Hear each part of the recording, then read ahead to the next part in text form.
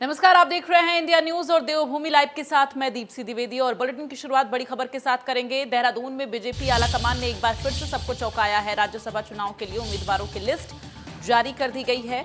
तो उत्तराखंड से बीजेपी ने डॉक्टर कल्पना सैनी को प्रत्याशी बनाया है और अभी अध्यक्ष की जिम्मेदारी संभाल रही है कल्पना सैनी। ऐसे में अब कल्पना सैनी को राज्यसभा भेजने की जो जिम्मेदारी अब दी जा रही है, तो ये बड़ी जानकारी। आपको बता दें कि लगातार राज्यसभा चुनाव के लिए यहाँ पर सभी पार्टियां अपने अपने उम्मीदवार घोषित कर रही हैं और ऐसे में अब राज्यसभा कल्पना तिवारी को भेजने की तैयारी में बीजेपी है। बीजेपी आलाकमान ने एक बार फिर से सबको चौंकाया है, चूंकि आपको बता दें राज्यसभा चुनाव के लिए महिला का नाम जो है अनाउंस किया गया है। एक महिला उम्मीदवार जो है सामने आई है। बीजेपी आलाकमान ने एक बार फिर से ऐसे में सबको चौंकाया है। राज्यसभा चुनाव के लिए उम्मीदवारों की लिस्ट जारी कर दी गई, जिसमें कल्पना सैनी का नाम शुमार है।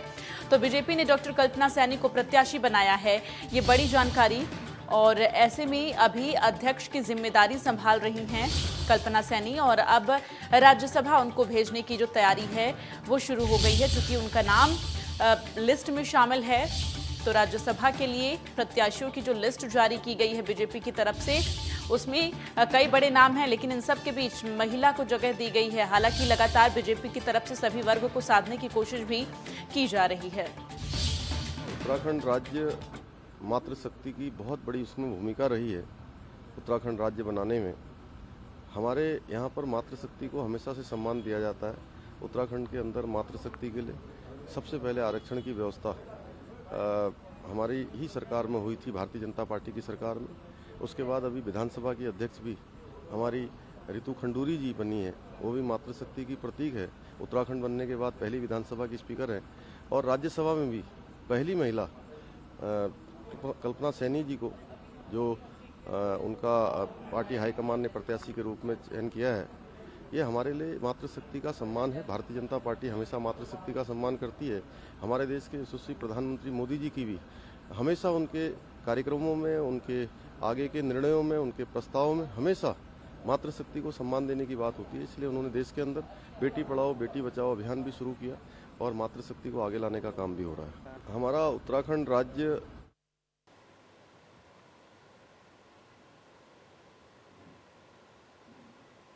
और ज्यादा जानकारी के लिए सीधे रुख करते हैं। रोहित हमारे साथ इस वक्त संवाददाता लाइव जुड़ गए हैं। रोहित, जिस तरह से अभी हमने सीएम धामी को भी सुना और दर्शकों को सुनवाया कि किस तरह से उनका कहना है कि मातृशक्ति को जो है बढ़ावा दिया जा रहा है, यहाँ पर कल्पना सैनी का नाम जो है वो प्रत्याशी की लिस्ट में शुमार है और ऐसे में महिला प्रत्याशी का एक बार फिर से लिस्ट में नाम दर्ज करना ये बहुत बड़ी बात और इसके साथ ही सबको हैरान कर दिया गया। बिल्कुल, देखिए मातृशक्ति की जिस तरह से बीजेपी बात करती, कहीं ना कहीं वास्तविक रूप में देखें तो इसकी असलियत जो है देखने को मिल रहा है। वर्तमान अगर हम 2022 में हुए विधानसभा चुनाव से जिक्र करें तो अमूमन तौर पर इससे पिछले विधानसभा चुनाव के दौरान भाजपा संगठन 4 या 5 महिलाओं को ही टिकट देती रही है, लेकिन इस बार 2022 विधानसभा चुनाव के दौरान 8 महिलाओं को टिकट दिया गया। इसके अलावा विधानसभा स्पीकर के रूप में रितु खंडूरी का नाम सामने आने पर सभी लोग चौंक गए, क्योंकि पहली महिला जो है राज्य गठन के बाद पहली ऐसी महिला रही है जो विधानसभा का स्पीकर बनी है।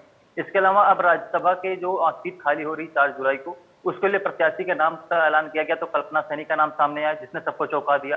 तो कहीं ना कहीं इस तरह से मातृशक्ति को बढ़ावा देने की बात बीजेपी कर रही है, तो इसलिए असलियत में अगर हम देखें तो राजनीति में प्रतिनिधित्व को भी बढ़ाया जा रहा है। तो अगर ऐसे अगर बढ़ाया जाता तो आने वाले समय में जिस तरह हम बात करते कि जो महिला पुरुष सभी बराबर के हकदार हैं, सभी के बराबर समानता सबको मिलनी चाहिए, उस अनुरूप बीजेपी फिलहाल काम करती हुई नजर आ रही है।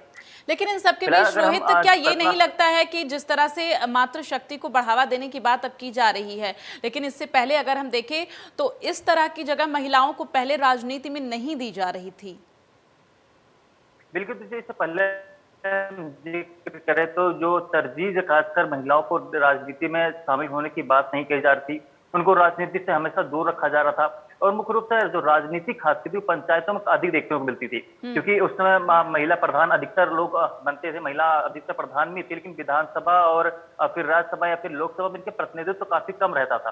लेकिन अब जिस तरीके से जो दौर शुरू हो गया है कि महिला और पुरुष को एक बराबर नजरिए से देख रहे हैं, तो ऐसे में महिलाओं को भी और अधिक बढ़ाने की जरूरत है, क्योंकि महिला भी एक उनमें काफी गुण की हम बात करते हैं, काफी अधिक गुण भी होते हैं, क्योंकि टाइम के पंचुअल तमाम अन्य चीजें भी देखने को मिलती है। तो ऐसे में यही वजह है कि अब सरकार भी इस बात कोशिश कर रही है, फिर भाजपा संगठन इस बात कोशिश कर रही है कि महिलाओं के प्रतिनिधित्व को भी राजनीति में अधिक से अधिक बढ़ाया जाए, ताकि जो समानता की हम बात करते हैं, महिला पुरुष एक है, उसकी जो है पारदर्शी हम रूप में देख सके। ठीक है रोहित, मैं चाहूंगी कि एक बार आप जरा दर्शकों को बताएं कि कल्पना सैनी का जो राजनीतिक सफर है वो किस तरह का है, और जिस तरह से लगातार अब उनका नाम जो है इस लिस्ट में शुमार किया गया, तो जाहिर तौर पर एक बहुत बड़ी जिम्मेदारी दी जाएगी उन्हें।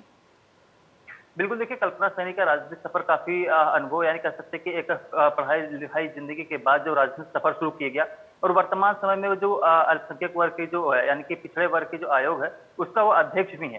तो इसको लेकर के भी लगातार इस तरह से राजनीतिक सफर की अगर हम बात करें, तो शुरू से ही उनका राजनीतिक सफर काफी संघर्ष भी कर सकते हैं। महिलाओं के लिए एक राजनीतिक लंबा अनुभव चलाना, यानी कि राजनीति में लगातार बरकरार रहना एक बड़ी चुनौती भी होती है। उसी दृश्य में अगर हम बात करें तो उनका पहल जो इससे पहले भी रहा है कि स्वतंत्रता सेनानी के रूप में भी यह काम कर चुकी हैं। इसके अलावा बीजेपी संगठन से जो वो है बीजेपी हरिद्वार का संगठन जो है, उसमें भी इनका प्रतिनिधित्व रहा है। इसके अलावा तमाम अन्य ऐसे काम भी किए हैं इन्होंने। प्रकोष्ठ का कार्यकर्ता भी रही हैं, प्रकोष्ठ के पदाधिकारी भी रही हैं बीजेपी संगठन की ओर से। इसके अलावा विश्व हिंदू परिषद की भी कार्यकर्ता रह चुकी हैं। तो इसको कुल मिलाकर देखें तो शुरू से राजनीतिक सफर इनका शुरू से जुड़ा रहा है। ठीक है, चलिए तमाम जानकारी के लिए रोहित बहुत बहुत धन्यवाद। और अब देखना ये होगा कि जिस तरह से कल्पना सैनी पर यह विश्वास जताया गया, जिम्मेदारी दी गई है, किस तरह से वो आगे अपनी जिम्मेदारी का निर्वहन करती हैं। फिलहाल बुलेटिन में आगे बढ़ते हुए बात करेंगे देहरादून में राज्यसभा के लिए बीजेपी ने प्रत्याशी के नाम का ऐलान कर दिया है। और आपको बताते चले कि बीजेपी ने इस बार एक महिला को राज्यसभा में जाने के लिए मौका दिया है। बीजेपी ने डॉक्टर कल्पना सैनी को राज्यसभा प्रत्याशी बनाया है। डॉक्टर कल्पना उत्तराखंड सरकार के पिछड़े आयोग के अध्यक्ष हैं, और आपको बता दें पिछड़े आयोग के अध्यक्ष हैं डॉक्टर कल्पना सैनी, रुड़की की रहने वाली हैं। तो ऐसे में अब उनको एक अहम जिम्मेदारी दी गई है।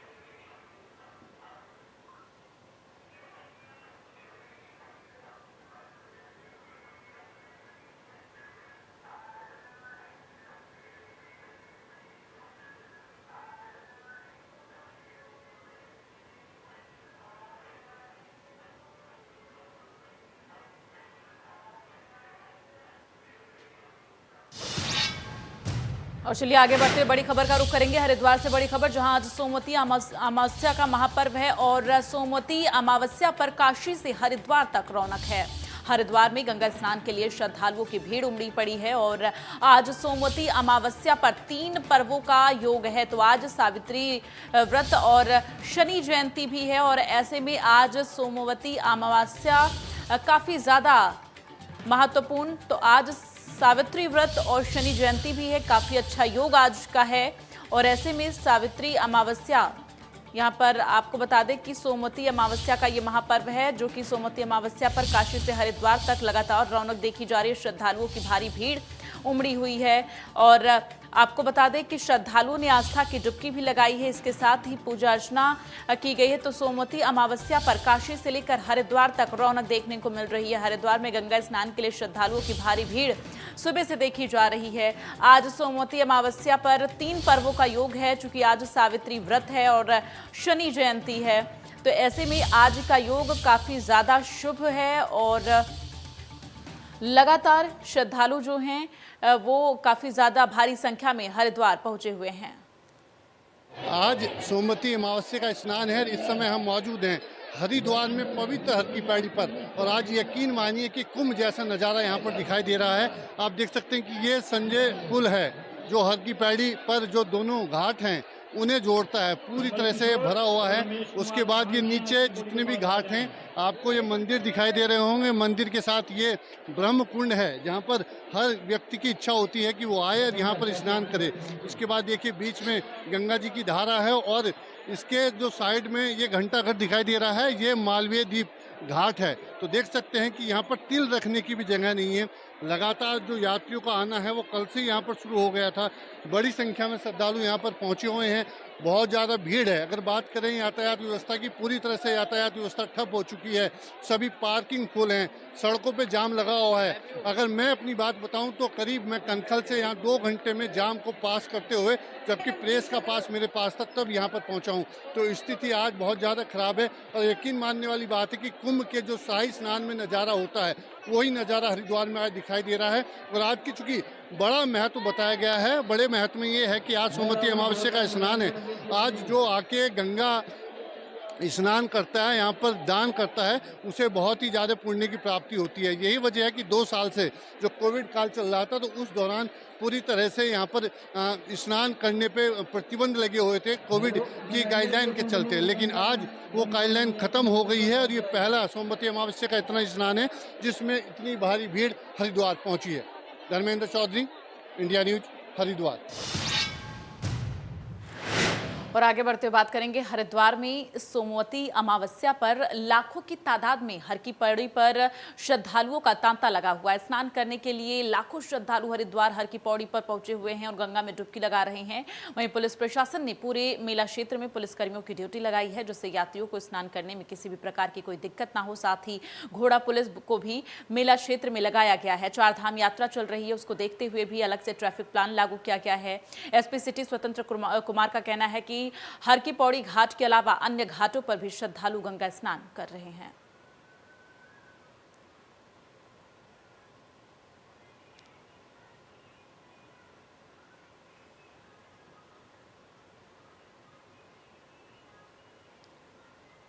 तो श्रद्धालुओं की भारी भीड़ घाटों पर उमड़ी हुई है। काशी से लेकर हरिद्वार तक रौनक देखने को मिल रही है। चूंकि आज सोमवती अमावस्या के मौके पर काफी अच्छा संयोग बन रहा है, ऐसे में श्रद्धालुओं की भारी भीड़ देखने को मिल रही है।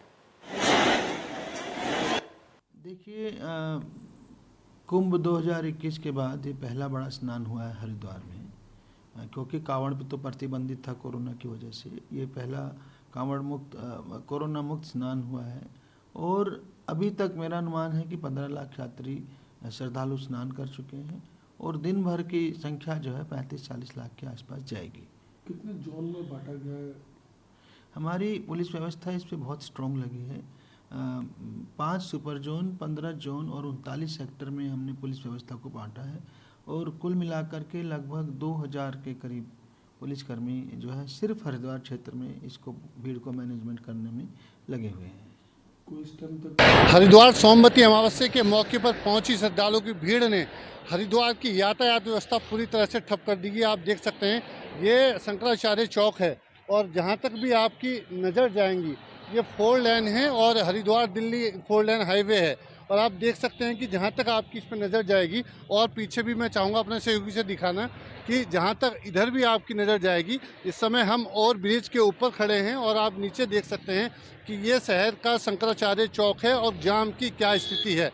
तो जो आने वाले श्रद्धालु हैं उन भीड़ को देखते हुए जिला प्रशासन ने, पुलिस प्रशासन ने काफ़ी इंतजाम किए थे, लेकिन भीड़ इतनी ज़्यादा यहाँ पर पहुँच चुकी है कि जितनी भी यहाँ पर व्यवस्था है यातायात की, सारी व्यवस्था पूरी तरह से ठप हो गई है। Dharmendra Chaudhary, India News, Haridwar. तो आपने देखा कि किस तरह से अब श्रद्धालुओं की भारी भीड़ इकट्ठा हुई है और ऐसे में जाम की समस्या से भी लोगों को दो चार होना पड़ रहा है, चूंकि इस बार काफ़ी ज़्यादा संख्या में लोग जो है हरिद्वार का रुख किए हैं। चूंकि कोरोना के बाद से पहली बार इतना बड़ा स्नान हो रहा है और इस मौके पर भारी संख्या में श्रद्धालु हरिद्वार पहुंचे हुए हैं और गंगा घाट पर भी काफ़ी ज़्यादा भीड़ श्रद्धालुओं की है। चूँकि आज का संयोग काफ़ी अच्छा है, काफ़ी शुभ है, चूँकि आज 3 संयोग बन रहे हैं। आपको बता दें कि आज सोमवती अमावस्या है और सावित्री व्रत है, शनि जयंती है और ऐसे में इस मौके पर श्रद्धालुओं की भारी तादाद में भीड़ जो है वो देखने को मिल रही है। दूर दराज से श्रद्धालु हरिद्वार का रुख कर रहे हैं। हरिद्वार से काशी तक सब जगह रौनक ही रौनक है, चूंकि श्रद्धालु लगातार गंगा स्नान के लिए पहुंच रहे हैं।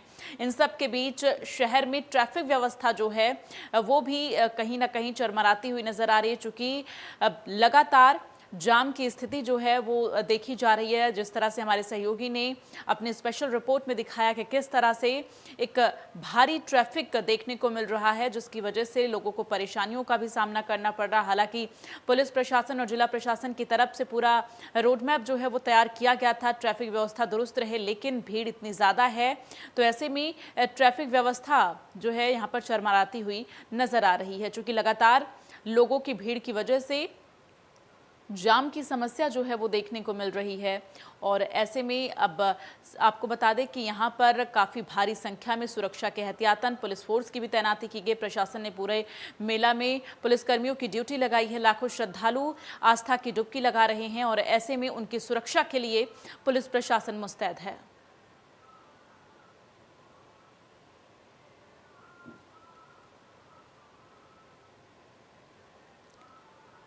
तो आपको बता दें, गंगा घाटों पर भारी भीड़ देखने को मिल रही है और ऐसे में तमाम श्रद्धालु दूर दराज से आए हुए हैं गंगा स्नान के लिए, आस्था की डुबकी लगाते हुए नजर आ रहे हैं।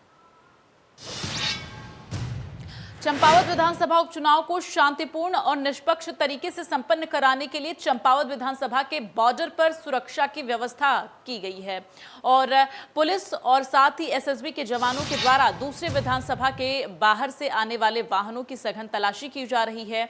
चंपावत विधानसभा उपचुनाव को देखते हुए जनपद से लगे बॉर्डर पर वाहनों की सघन तलाशी की जा रही है ताकि वाहनों में चुनाव को प्रभावित करने के लिए नकदी, शराब, हथियार या चुनाव प्रचार सामग्री अवैध रूप से न ले जाई जा सके।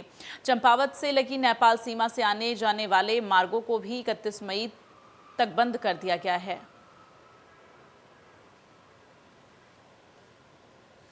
देखिए, इलेक्शन कमीशन के मानक को ध्यान में रखते हुए जहां जो सुरक्षा व्यवस्था हमें करनी चाहिए, जो फोर्स लगानी चाहिए, वो डिप्लॉय की गई है। जितने वल्नरेबल बूथ है उसमें हमने पैरामिलिट्री फोर्स को तैनात किया है। क्रिटिकल में हमने पीएसी के दो आर्म्ड जवान भेजे हैं। इसके अलावा जो पैदल बूथ है, जिसके आज जो पार्टियां निकल चुकी है, जो 16 पार्टियां आज जो पैदल वाली की, उसमें भी हमने स्पेशली 2 आर्म्ड पुलिस के जवान उसमें उनके साथ में भेजे हैं। तो आपको बता दें, उपचुनाव को देखते हुए पुलिस प्रशासन की मुस्तैदी लगातार बरकरार है और ऐसे में किसी भी तरह की कोई अनहोनी ना हो, इसको लेकर भी लगातार पुलिस प्रशासन चप्पे चप्पे पर सुरक्षा व्यवस्था के इंतजाम कर रखा है। आपको बता दें कि उपचुनाव को देखते हुए किसी भी तरह से शराब ना ले जाई जा सके और चुनाव प्रचार सामग्री ना ले जाई जा सके, इसको लेकर वाहनों की सघन तलाशी की जा रही है और चप्पे चप्पे पर सुरक्षा व्यवस्था के इंतजाम किए गए हैं। तो 31 मई को होने वाले मतदान को देखते हुए तमाम मार्ग जो हैं उन्हें सील किया गया है और बॉर्डर एरिया को सील किया गया है। तो 72 घंटे पहले भारत नेपाल सीमा सील कर दिया गया है। विधानसभा के बॉर्डर पर सुरक्षा व्यवस्था जो है वो चौकस कर दी गई है और दूसरे विधानसभा क्षेत्र से आने जाने वाले वाहनों की सघन तलाशी की जा रही है, लोगों से पूछताछ की जा रही है। उपचुनाव को देखते हुए लगातार पुलिस प्रशासन की मुस्तैदी बनी हुई है।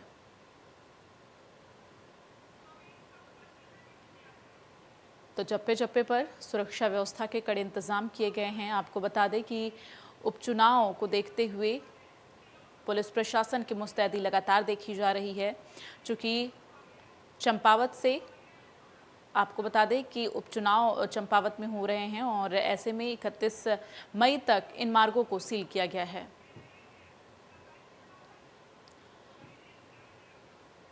और डॉक्टर प्रवीण कुमार का रुख करते हुए, जो कि ब्यूरो चीफ हमारे साथ जुड़े हुए हैं। प्रवीण, जिस तरह से उपचुनाव को देखते हुए प्रशासन लगातार सुरक्षा व्यवस्था चौकस कर रहा है, फिलहाल आप जरा बताएं कि किस तरह की सुरक्षा व्यवस्था की गई है। उपचुनाव को देखते हुए जो सुरक्षा व्यवस्था पूरी तरह से की तैयारी की गई है। जगह जगह पर पुलिस लगाए गए हैं। जो राज्य की सीमा है, देश की सीमा है नेपाल से, उस बॉर्डर को भी कल शाम तक के लिए सील कर दिया गया है। इसके अलावा जो चंपावत विधानसभा सीट की जो सीमाएं हैं उसको भी सील कर दिया गया। जगह जगह पर पुलिस है और तमाम लोगों की सघन चेकिंग हो रही है, उसके बाद ही अंदर आने दिया जा रहा है। कल यानी आज रात 12 बजे से और भी पूरी तरह से सील हो जाएगा। कोई भी यातायात वाहनों को आने की अनुमति नहीं होगी। कुल मिला के देखा जाए तो काफी अहम ये चंपावत उपचुनाव है। मुख्यमंत्री यहाँ से चुनाव लड़ रहे हैं। सुरक्षा लिहाज से काफी महत्वपूर्ण ये सीट है। साथ ही आप कह सकते हैं कि बहुत ही प्रतिष्ठित सीट भी है, क्योंकि मुख्यमंत्री बिल्कुल, और काफी प्रतिष्ठित सीट है और लगातार यहाँ पर चुनाव प्रचार जो किए गए उसके बाद से अब देखना ये होगा कि कौन बाजी मारता। लेकिन इन सब के बीच आप जरा प्रवीण दर्शकों को बताएं कि जिन मार्गों को सील किया गया है वो कब तक खुल जाएंगे, कितने समय तक ये प्रतिबंध रहेगा? देखिए, 31 तारीख के 7 बजे तक के लिए तमाम जो मार्ग है उसको सील किए गए। खास करके नेपाल बॉर्डर को सील किया गया है और जो आसपास के इलाके की जो सड़कें हैं उसको भी लगभग बिना चेकिंग के, बहुत जरूरत जो जिस वाहन को आने की है वहां पर चेकिंग के बाद ही वो आ रही है और आज शाम से ही पूरी तरह से पैक हो जाएगा। तो कुल मिला के देखा जाए तो काफी मुस्तैद है पुलिस सुरक्षा को लेकर और जो एहतियाती कदम होते हैं वो सारे उठाए जा रहे हैं। बिल्कुल, और वहां पर फिलहाल पुलिस प्रशासन का क्या कुछ कहना है, किस तरह से लोगों को अंदर जाने की एंट्री दी जा रही है? इसके साथ ही जो मतदान केंद्र होंगे, जो बूथ होंगे, वहां पर किस तरह की सुरक्षा व्यवस्था की गई है? देखिए, सभी मतदान केंद्रों पर सुरक्षा के जो पुख्ता इंतजाम हैं। तकरीबन 50% जो बूथ होंगे वो उसकी वीडियो लाइव कास्टिंग की जाएगी। इसके इसके अलावा 100% जो बूथ हैं वहां पर वीवीपैट लगाए गए हैं। तो प्रशासन की तरफ से कोशिश ये की गई है कि पूरी तरह से व्यवस्था को पारदर्शी रखा जाए और जो बिना किसी भू हंगामे के आराम से और सही तरीके से वोटिंग हो, इसको लेकर भी बूथ के आसपास के इलाकों को पूरी तरह से वहां पे पुलिस मौजूद रहेंगे और भीड़ भाड़ जो नहीं करने की भी हिदायत दी गई है सभी पार्टियों से। ठीक है, चलिए तमाम जानकारी के लिए प्रवीण बहुत बहुत धन्यवाद और अपनी नजर बनाकर रखिएगा। तमाम अपडेट आपसे लेते रहेंगे। फिलहाल देवभूमि लाइव में बस इतना ही, आगे भी लगातार खबरों का सिलसिला जारी है।